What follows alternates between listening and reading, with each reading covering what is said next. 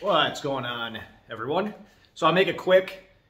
We got a all-motor Integra non-VTEC on the dyno.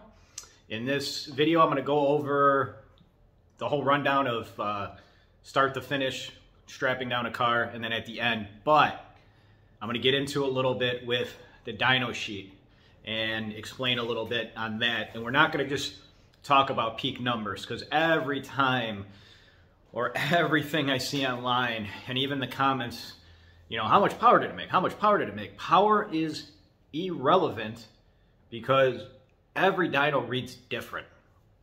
And you can make certain dynos read a lot higher than others. So, you know, and the whole theory too that dyno jets read lower than Mustang dynos, it's not true. Some may, and it could be the other way around. You know, so it is what it is. But what I want to show you in this one is there's more to a dyno sheet than just the peak numbers. And I'm going to show you what I'm talking about. A lot of it comes down to experience. You know, sitting in cars day in and day out here for the last whoever, I don't even know how many years it's been, but it comes with experience. It comes with knowing, okay, this car is going to want something else, or why did we lose power in this range? I'm going to get to the video, get out there, and show you guys what I'm talking about. Oh, one last thing, because I almost forgot. Please like and share it. It helps the channel tremendously. It helps us keep growing, and I can keep on doing content where it's helping you guys. Because at the end of the day, the main thing on these videos is to educate and spread the knowledge out to help you guys. So hopefully you guys are all liking these videos. Please like and share. Let's get to it. So we got the car up in the air, doing a once over on it. What I'm looking for, if this is your first time watching my videos, I'm looking for anything that might pose a problem and safety, so I can let him know. And then any stuff like performance. So climb underneath, doing a once over. See the oil pan is leaking a little bit. It's not the end of the world. Go up front here. I don't know if that's the oil pan too, or we got a trans leak. I'm gonna say it's probably the oil pan or something higher above. Now what we're looking for is we're doing a quick once over on the brakes, making sure we see no wet spots, no brake fluid leaking, nothing rubbing.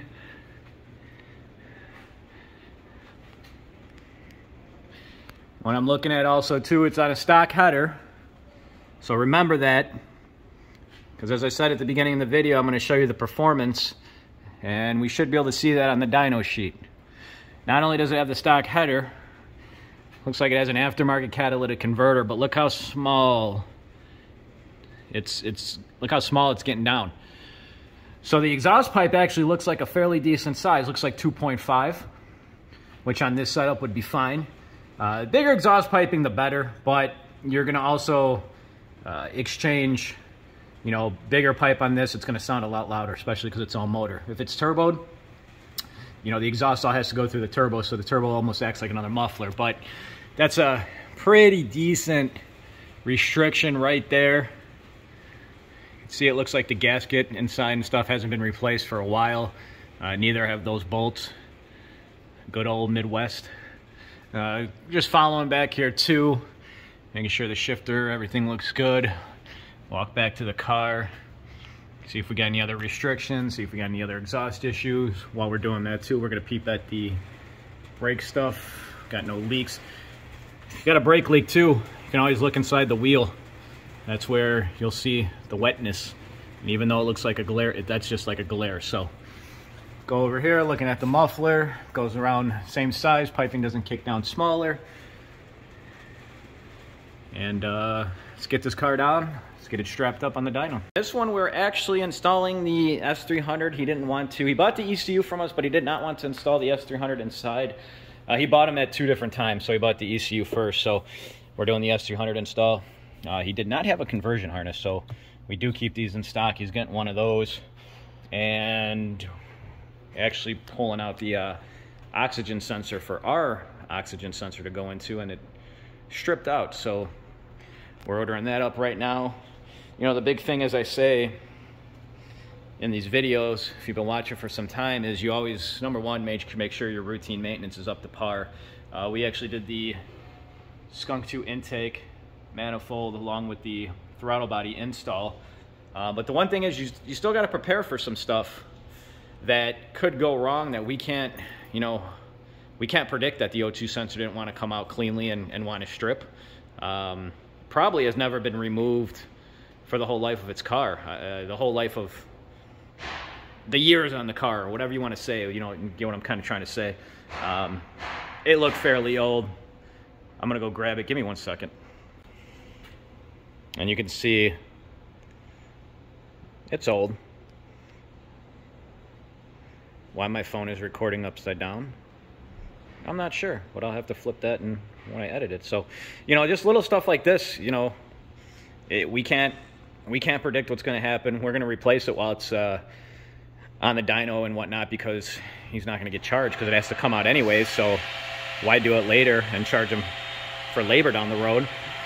It looks like the spark plug wires are fairly new, so that is a plus. I'll be pulling out the spark plugs to see the condition that they are in, and we'll go from there. So I'll be back. So I'm doing a quick once over, making sure everything looks good. Right now I'm putting new spark plugs in it. You can see the old plugs definitely look like they haven't been replaced in some time. So we're gonna get some new plugs in there. The other thing too that I'm gonna give them a note on, which we're gonna top off for them, it is low on brake fluid. Brake fluid just does not disappear like that, so he's gonna wanna keep a watchful eye on that. And on top of that, we're just gonna adjust the TPS inside S300. So I'm gonna finish installing these plugs and I will be right back.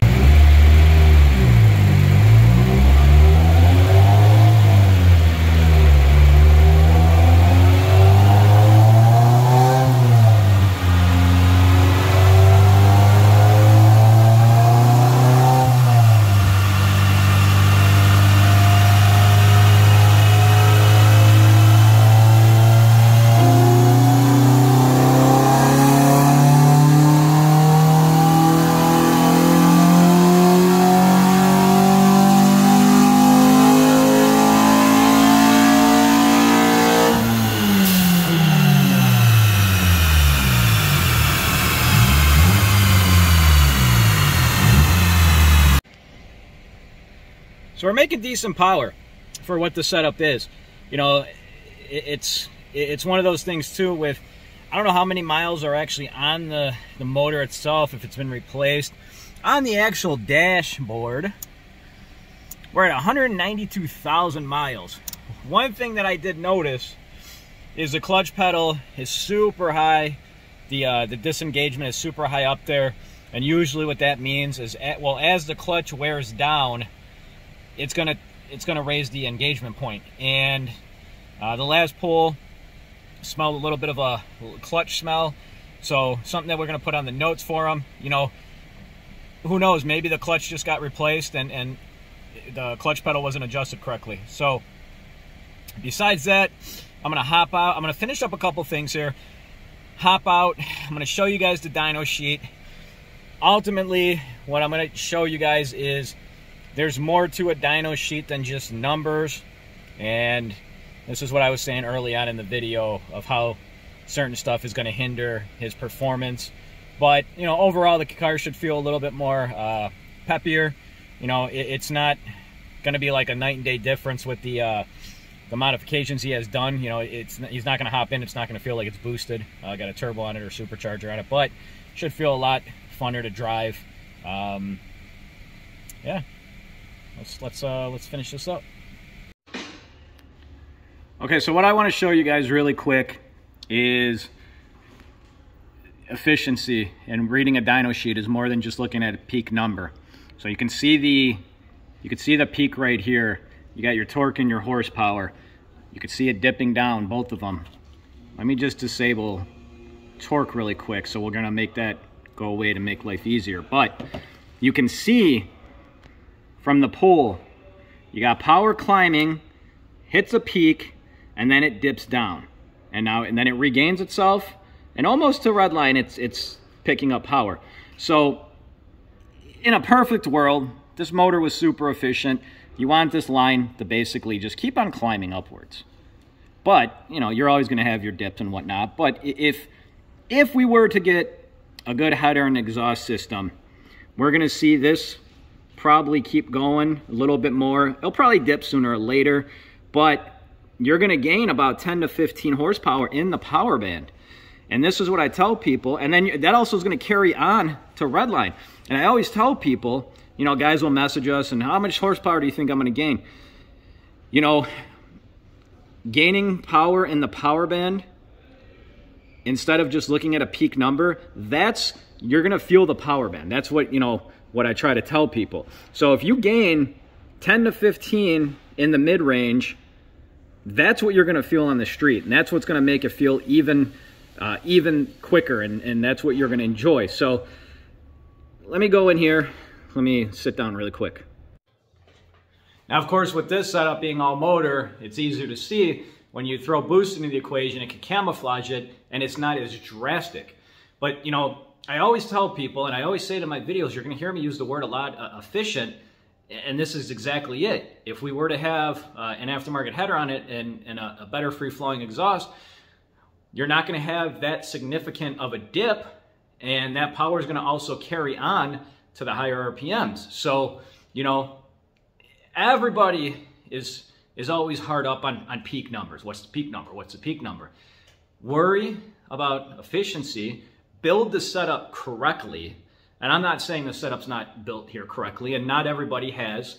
You know, everybody's budget is different. But, you know, you can see this from time and time again too, where, you know, guys will put in too large of a cam and it'll actually cause a power loss. And a lot of customers are, you know, well, I thought stage 3 was going to be the best stage for me because, you know, it's bigger than stage 1 and stage 2. And it's not always the case. So I always tell people, talk to your tuner beforehand. You know, I can't speak for anybody else, but if they don't have time to speak to you beforehand, find a new tuner. If they don't have time to help you out, to pick out parts, and our whole thing is we'll sit here, we'll help you find all the parts and get you all the correct parts, but we also, since we're spending time and helping you, we're going to ask you purchase it from us. I mean, it's that simple. And yes, we have a lot of guys that will ultimately try to get info from us and then run to like Amazon and get them for cheaper. And I'm all about price matching to a point. And this is what I say about building a relationship up with, you know, your local shop, your local tuner. And the other thing too, the customer, I'm going to explain to him, I'm going to show him this when he picks up the car. If your tuner doesn't have a second to explain it to you afterwards too, find another tuner. I mean, that's my recommendation. As busy as we are, I always find time to make sure that if a customer wants to speak to me directly, that I have that time. So hopefully this was kind of clear and thorough. Hopefully the screen, I was going to print the dyno sheet up, but I was kind of torn on if, you know, I wanted to show you guys what I'm seeing. So that's it. Questions, comments, you can comment down below. I'll answer your questions. And you can feel free to reach out to us too. rcautoworks@gmail.com or Facebook, RC Autoworks, or Instagram, RC Autoworks. That's the name. We're easy to get a hold of. Hopefully you guys enjoyed. Take care. Have a good rest of your day.